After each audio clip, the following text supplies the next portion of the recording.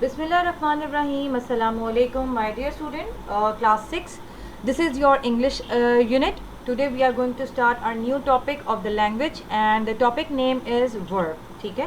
As you can see on the screen as well, I hope you all know about the verb and its definition, also types as well, because we are reading it since class 3.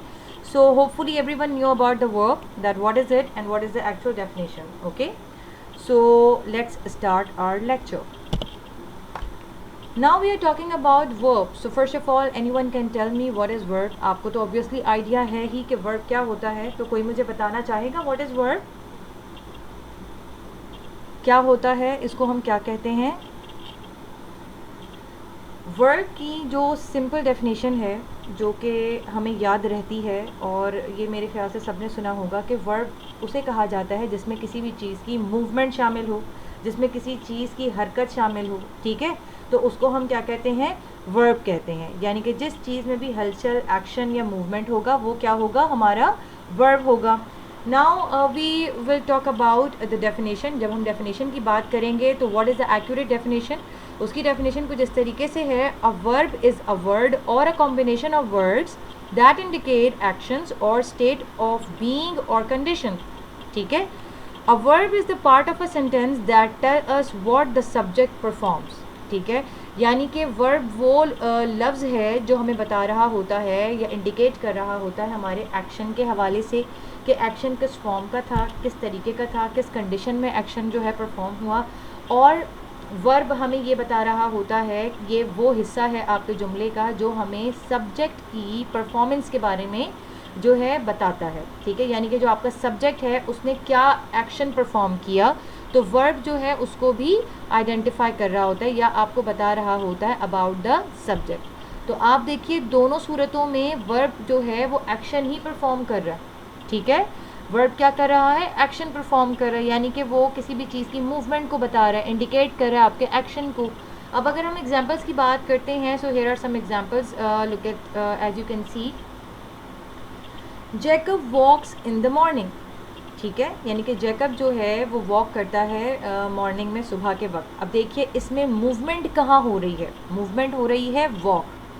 ठीक है, यानी कि चलना, चहलकदमी करना या walk करना, उसको कहा जाता है जिसमें मूवमेंट शामिल हो, हरकत शामिल हो, तो वो हमारा वर्ब होगा।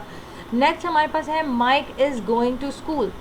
माइक जो है वो जा रहा है। ठीक है, जा रहा है, मूवमेंट आ रही है आपकी। ठीक है, आपके पैर जो हैं वो मूव हो रहे हैं, तो जहाँ पर मूवमेंट होगी वो हमारा क्या होगा? वर्ब होगा। ठीक है, एना is talking.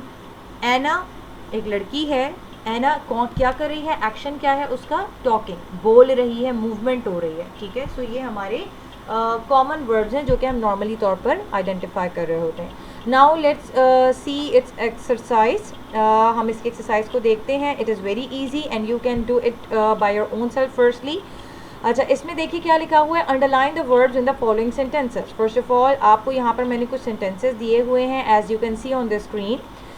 You have to underline the words, जो कि मैंने ऑलरेडी किए हुए हैं, पर आप लोग मत कीजिएगा। फर्स्टली आप सिर्फ सेंटेंसेस को उतारें और कोशिश करें कि इसमें आइडेंटिफाई करें कि वर्ब कहाँ है। ठीक है, उसके बाद फिर आप अगर आपको कोई प्रॉब्लम आती है तो फिर आप इससे गाइडलाइन लीजिएगा। The first sentence we have, you should help your mother. ठीक है, तुम्हें अपनी अम्मी की मदद करनी चाहिए। अब देखिए यहाँ पर आपका वर्ब कहाँ है? वर्ब आपका हेल्प है, यानी कि यहाँ पर आपकी मूवमेंट हो रही है, मदद। मदद कैसे होगी? जब आप मूव करेंगे तो आपकी हेल्प होगी, मदद होगी। ठीक है, now look at the next sentence, how many books have you bought.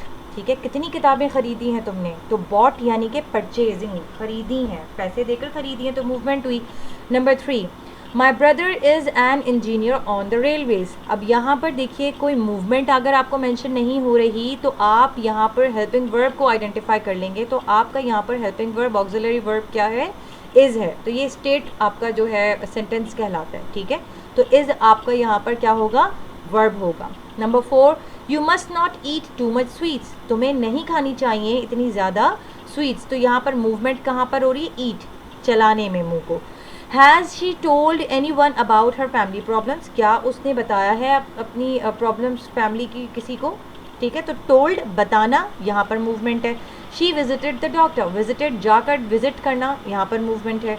ठीक है। You should have been studying and not dreaming, तुम्हें जो है पढ़ना चाहिए ना कि ख्वाब देखने चाहिए। अब ख्वाब, ड्रीमिंग में भी आप सोच चल रही है आपकी, तो ये भी एक्शन है, और स्टडिंग भी हमारा एक्शन होगा, ठीक है। So these are the exercise of verb which you have to copy down in the copy. आपने वर्ब की डेफिनेशन, जो कि आपको ये डेफिनेशन दी हुई है, ये और इसकी एक्सरसाइज आपने दोनों इसको नोट डाउन करनी है कॉपी में।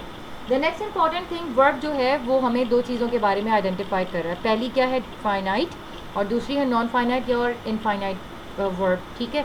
अब ये होते क्या हैं, अब हम उसको पढ़ लेते हैं। फाइनाइट वर्ब क्या होता है, they agree with the subject of the sentence in term of person, numbers and also show tense. यानी कि ये बात करता है सब्जेक्ट की, जुमले में अगर आपका सब्जेक्ट मेंशन है, पर्सन की बात करता है, नंबर्स की बात करता है, और टेंस की बात करता है कि कौन सा टेंस यानी कि ज़माना इस्तेमाल हो रहा है। लेकिन जब हम बात करते हैं नॉन फाइनाइट की, they are not govern by the rules of subject verb agreement. ये सब्जेक्ट या उसके बनाए हुए कानून पर नहीं चलते, ये अपने हिसाब से वर्ब के हिसाब से चल रहे होते हैं। एक्यूरेटली हम इसको और ज़्यादा डिफाइन करेंगे तो किस तरीके से, फाइनाइट वर्ब क्या होते हैं, finite verbs are the actual verbs which are called the root of the sentence. Finite verb जो है हमारे वो वर्ब्स कहलाते हैं जिसे हम सेंटेंस की जड़ भी कहते हैं। It is a form of the verb that is performed और रेफर टू अ सब्जेक्ट। ये ताल्लुक़ रखती है किसके साथ, सब्जेक्ट के साथ। And uses one of the 12 form of a tense, और ये 12 फॉर्म्स जो हमारी होती हैं, जो कि मैंने आपको क्लास में भी गाइड किया था,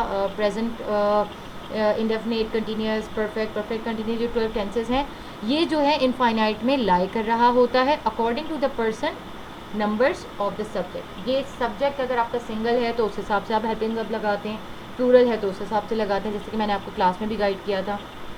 एग्जाम्पल देख लेते हैं।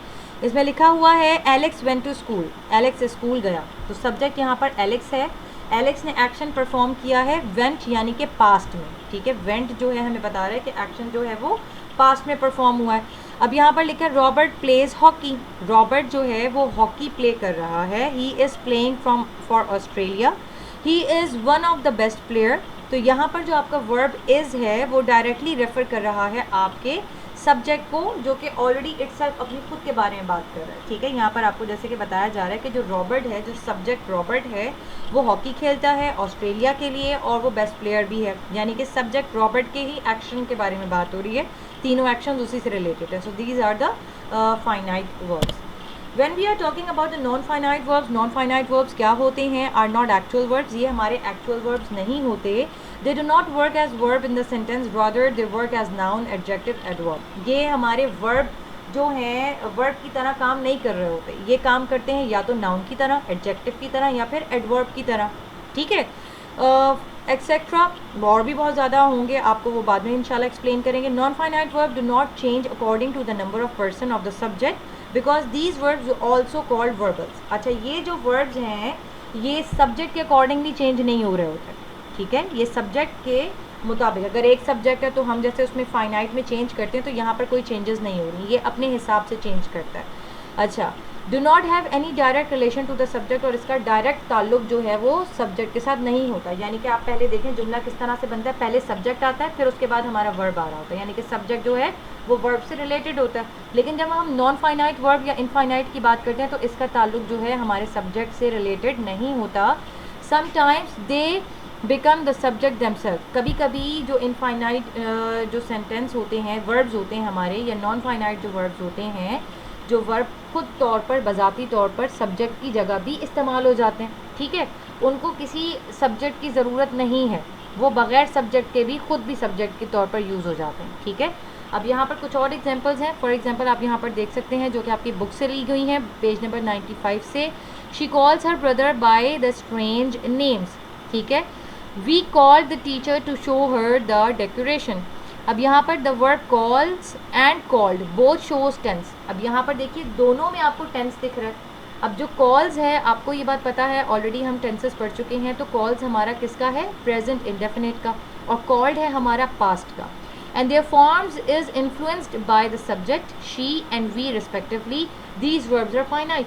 अब देखें जो इनके जो फॉर्म्स हैं वो हमें आइडेंटिफाई कर रहे हैं, वो हमें बता रहे हैं कि हमारा जो सब्जेक्ट है या तो वो ही के रिलेटेड है या फिर शी वी के रिलेटेड है, ठीक है।